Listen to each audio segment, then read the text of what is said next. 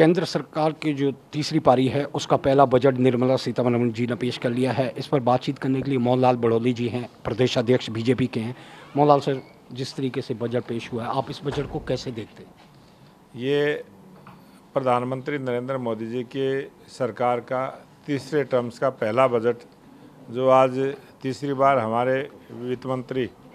सीतारमण जी ने जो पेश किया है, बहुत ही लाभकारी, सर्वस्पर्शी और प्रत्येक वर्ग का ध्यान रखते हुए जिस प्रकार से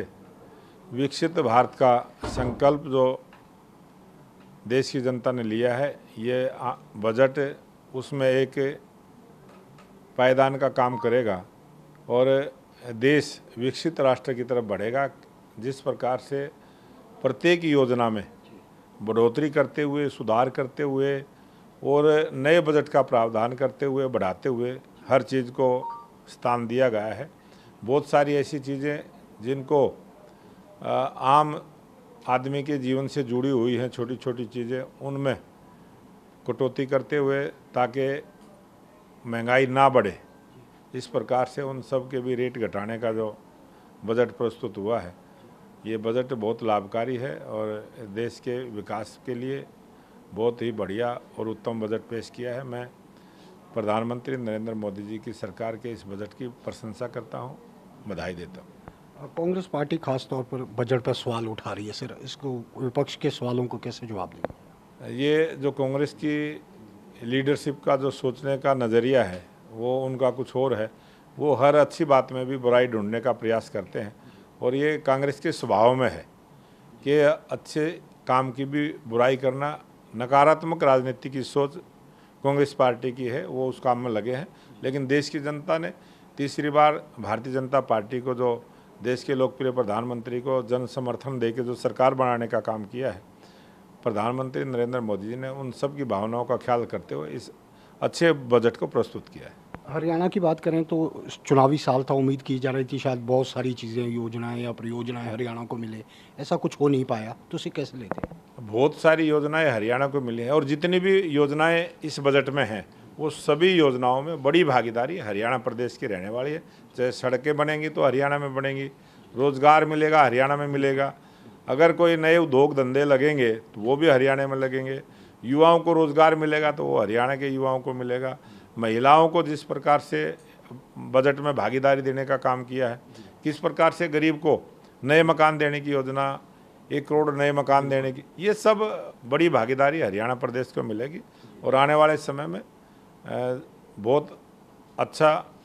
बड़ा बजट का हिस्सा हरियाणा प्रदेश में लगने वाला है। सर, एक पॉलिटिकल सवाल है, चुनावी साल है, आपने जो पारी शुरू की है, किस तरीके से आगे चल रही है पार्टी, क्या रणनीति चल रही है? भारतीय जनता पार्टी एक ऐसी पार्टी है जिसमें पार्टी में काम करने वाले कार्यकर्ताओं को ये इस प्रकार से नई जिम्मेवारी दी जाती है और मैं वर्षों से पार्टी के काम में लगा हूँ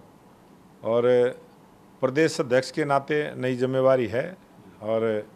बड़ी जिम्मेवारी है। इसको सभी कार्यकर्ताओं को साथ लेकर भारतीय जनता पार्टी का प्रत्येक कार्यकर्ता, प्रत्येक नेता पूरी जिम्मेवारी के साथ हरियाणा प्रदेश की जनता से आशीर्वाद लेके तीसरी बार हरियाणा प्रदेश में नायब सिंह सैनी जी के नेतृत्व में भारतीय जनता पार्टी की स्पष्ट बहुमत की सरकार, डबल इंजन की सरकार हरियाणा प्रदेश में बनेगी। सर, मेरा आखिरी सवाल, कांग्रेस हरियाणा मांगे हिसाब चला रही है, सीएम साहब ने भी कांग्रेस से 11 सवाल पूछे हैं, इस पर क्या कमेंट करेंगे? जो कांग्रेस पार्टी ने अपने शासन में जो काम किए थे, वो सवाल हमारे लोकप्रिय मुख्यमंत्री नायब सिंह सैनी जी ने पूछे और इस विधानसभा चुनाव में हरियाणा प्रदेश की जनता कांग्रेस से अपने आप सवाल का जवाब देगी, हरियाणा प्रदेश की जनता हिसाब देगी और कांग्रेस पार्टी के नेताओं को भी हिसाब देना पड़ेगा किस प्रकार से उन्होंने भाई भतीजावाद, जातिवाद, क्षेत्रवाद को बढ़ावा देते हुए गरीब के हक को छीन के अमीर लोगों के हाथ में देने का काम किया था और जिसका हक, गरीब का हक छीना था, वो गरीब आदमी उसका कांग्रेस के सवाल का जवाब देगा और जो 1,32,000 नौकरियां पारदर्शिता के आधार पर भारतीय जनता पार्टी की सरकार ने दी हैं, वो सब कांग्रेस पार्टी को हिसाब देने वाले हैं। इस विधानसभा चुनाव में कांग्रेस की एक एक बात का जवाब हरियाणा प्रदेश की जनता देने वाली। हुड्डा साहब कह रहे हैं कि तंज कसते हैं, फुल स्टॉप हरियाणा, बीजेपी की सरकार। ये किसी भी प्रकार का जो तंज कसते हैं उस तंज का जवाब भी हरियाणा प्रदेश की जनता देगी कि किस प्रकार से हरियाणा में नॉन स्टॉप विकास के काम हुए हैं। उस